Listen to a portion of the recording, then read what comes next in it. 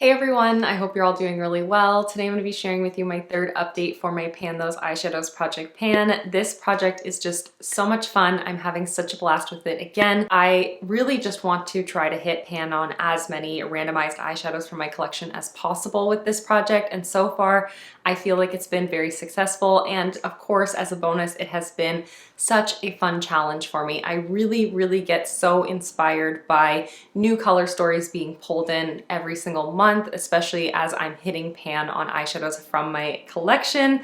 I kind of mentioned it briefly before, but I really don't feel like I need to bring any more eyeshadows into my collection because this project has really been making me play with what I already own, and I'm just really enjoying it. My friend Alexi is the one that started this project. I definitely have to thank her for the idea of this project.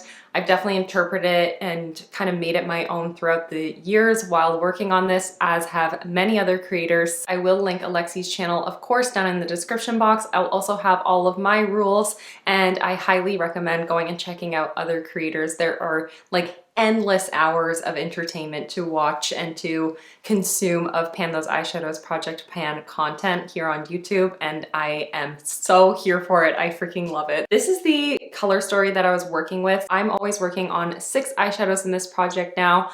One of them I did hand select, and then the other 5 are randomized, and this is the color story. So very springy, very green and fresh, which is my favorite kind of colors, and I'm really happy with how I've been able to kind of pair all of these shades together. So many of the looks that I'll share with you today, you'll see these in tandem with one another, and I love that. This color story was very cohesive, really easy to work with and to reach for on an everyday basis. So why don't we just get on into the progress that I've made over the past month. First 2 swatches that I have here both come from my Natasha Denona Metropolis palette.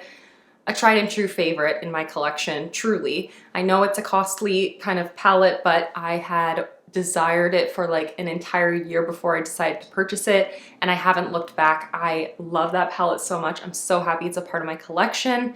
And yes, the shades are called Royal, the like true green kind of foresty color that's a matte finish here at the top. And then this shade right here, this gorgeous duochrome like warm red base to green gold shift, is called Orium. I rolled both of these shadows in the same update, so 2 updates ago. Royal was one that I randomized, and Orium, the one down here, is one that I did hand select, so I have to hit pan on Orium in order to roll it out of this project. However, anything that I randomize I can use 15 times or more, and I can roll it out at that point if I so choose. Royal I have had in for 2 months, and previous to today's update I had reached for it 7 times. I've now reached for an additional 11 times this past month, which is a large number for me personally. That's a lot of times for one color. So that's a total of 18 uses so far. And then Orium, I had previously used it 6 times, and I've reached for an additional 5 times. So I've reached for it 11 times collectively in this project. And this is what this palette is looking like now. This is Royal right here. There is a definitive dip in there, very apparent dip. I mean, that's 18 uses of progress, very evident. And then Orium is, after 11 uses, definitely looking really used, very loved on. However, it's not as apparent that there's a dip. There's a bit of a crater, there's a disturbance, but it's not looking as apparent as Royal. And I did actually hit pan on a non-focus shade this past month through reaching for this palette. This shade is called Chrism. I'm really happy I finally hit pan on this, because in actuality, I reached for this palette at least 50 times last year, I'd say. So I'm surprised I hadn't actually hit pan on anything previously. So it feels good to finally see a pan, even though it's tiny. And I now know that these pans are extremely deep. So I don't foresee myself being able to hit pan on either Royal or Orium in the next month, just given how much progress I've made over the past 2 months. But I'm still going to continue to work on both of them because I adore both of these shadows so much. Royal is a great kind of base shadow or a liner. I especially love it as a liner. It has this creamy texture that just glides onto the lash line perfectly. And then Orium, I just love bathing in it, truly. I wear it like all over my lid. I love it so much. It's gonna be a few more months, I think, of progress working on this palette, and I'm going to enjoy every moment of reaching for it. So that is totally, totally okay with me.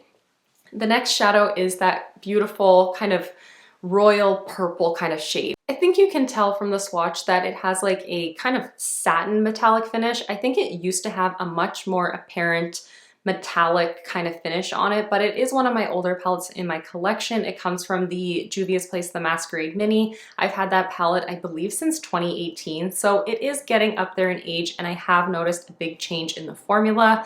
I've had this eyeshadow in the project for several months right now, or as of now, but I wasn't finding myself really excited to reach for it. Purple is not my favorite, and I was finding that there were changes in this formula and it wasn't really giving me what I had hoped for from it.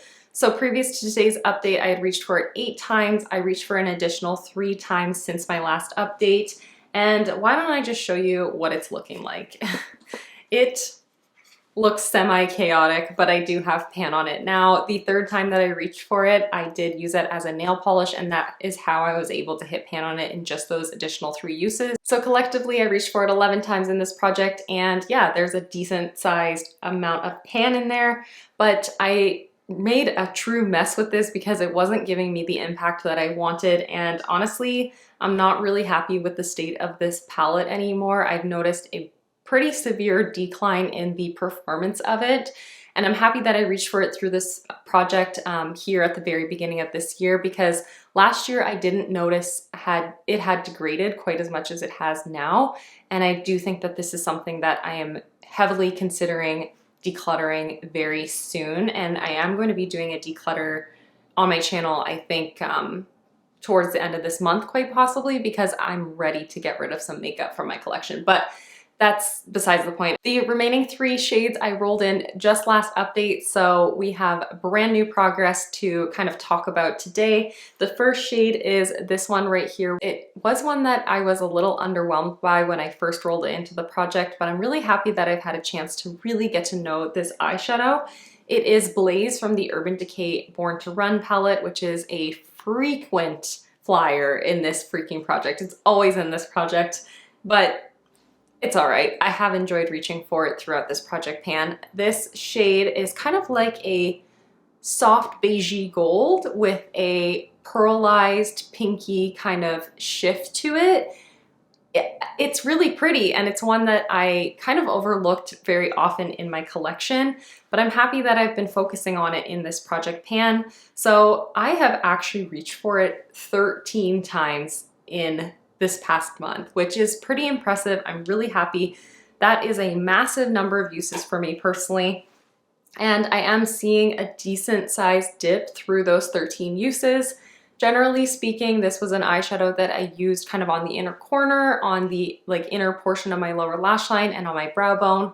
I did wear it on the lid a handful of times, but because I was using it in a very selective kind of highlighty way, I wasn't making a huge amount of progress on it. But there definitely is a dip happening, a much more evident dip than there ever was before. Today I'm wearing it on the brow bone, just like in the arch, and then on my inner corner. And I think this is just so pretty. It's really, really soft. It's nothing too blingy, but I like that little bit of that pinky shift. It feels very fresh and springy, and I've been really enjoying reaching for it. So of course, I think it'll be a while before I actually am able to hit pan on it.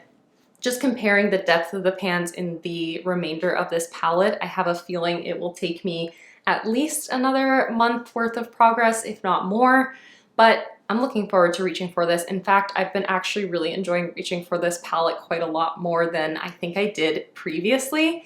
This coral shade I've been integrating into a lot of looks, including today's, and I found myself reaching for the shade Smog quite a lot over this past month because I found it paired really well with the color story that I've been reaching for.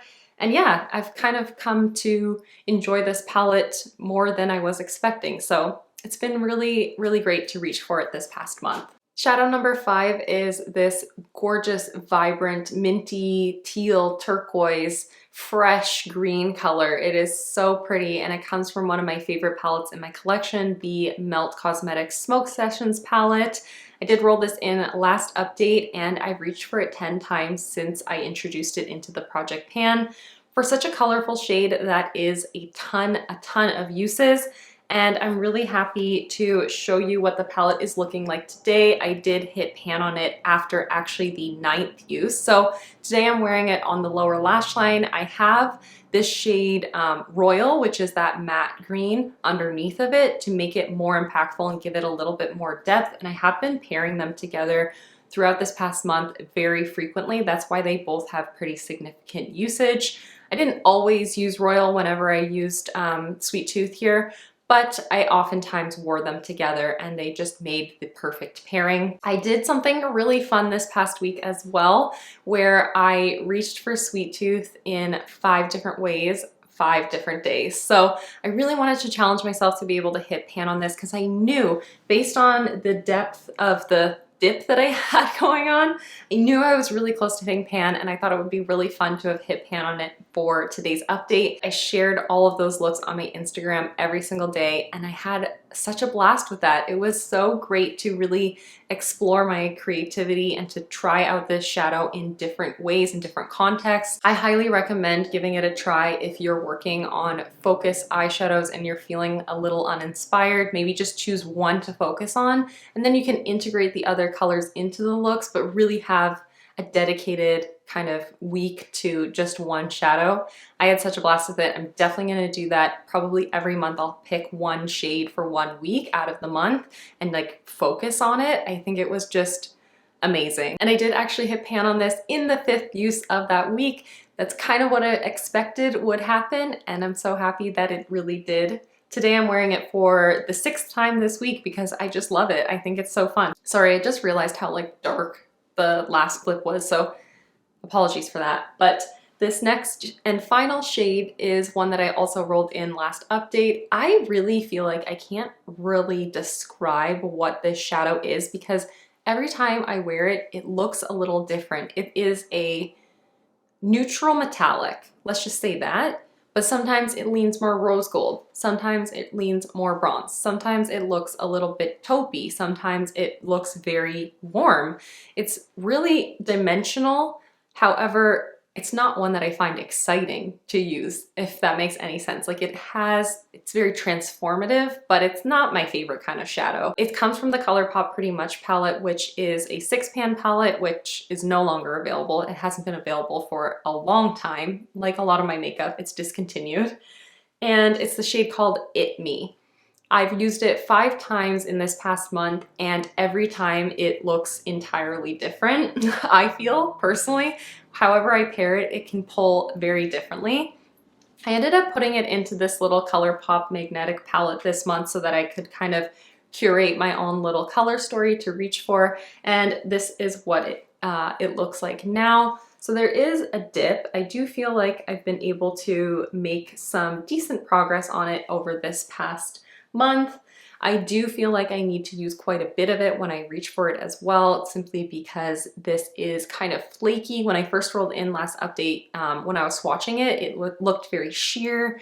It didn't seem to want to build up very well, and that's kind of the performance that it has on the eyes as well. So not a favorite of mine, but I'm gonna persevere. I'm gonna continue to reach for it. Although it does take more effort than other eyeshadows, it's predictable in that sense, and I feel like I can wear it in many different contexts because it does seem to pair with every and any color. So it's super easy to reach for and make progress on. I just need to ensure that I reach for it consistently. I'm happy with 5 uses on it because the other shadows in this project have had way more substantial kind of usage, and this one definitely took a back seat in this project. But this coming month, I do want to kind of refocus on it and hopefully reach for it more than just 5 times.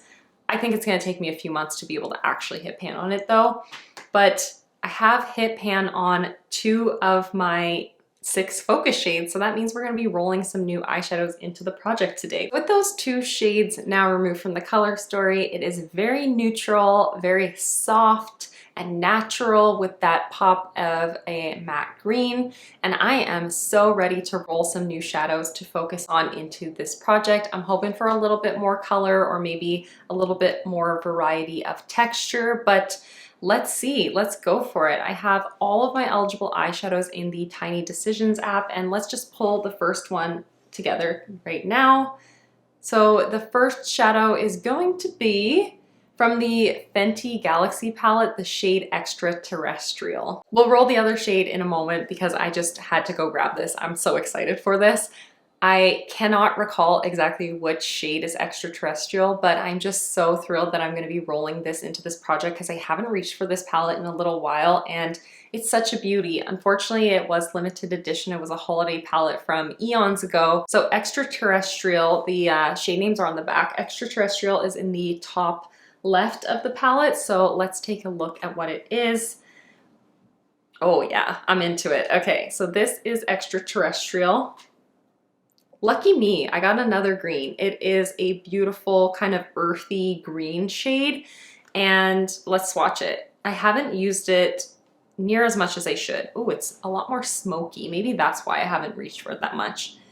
But it looks like it has much more of a kind of blackened base, and then it has these lime green, golden, green shades kind of running through it. A lot of dimension and a ton of sparkle. These shadows are unreal in terms of the sparkly texture.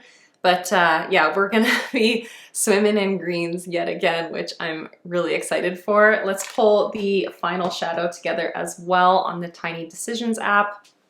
So the last shade I'm going to be working on is going to be, ooh, not a green, but it comes from a green duo. This is the Auric Powder. It's like the powder topper from the Entice duo. Let me grab that. And here is my Auric Smoke Reflect in the shade Entice. It has this olive green kind of base. This is not eligible for my Pan Those eyeshadows because it's a creamy kind of product. I would never be able to hit pan on that. Or at least it would take me a freaking eternity, like a decade. But I do have the topper in my Pan Those eyeshadows eligibility because I do consider this to be a single eyeshadow in my collection. This is a very reflective, soft gold, and it's quite a chunky kind of texture because it's meant to be a topper, but it's going to pair really well with this color story. Unfortunately, it does not swatch very well because it kind of needs something to almost grip to, but I'm gonna try to build it up here. It kind of goes with the, you know, earthy metallic kind of vibe that I have here. So this is going to be quite a treat. What a fun color story, and what a me color story as well. I don't think I've ever had quite a cohesive color story as this one. And I'm really excited to see how all these shadows kind of pair together, what kind of color combinations I can create in the coming month.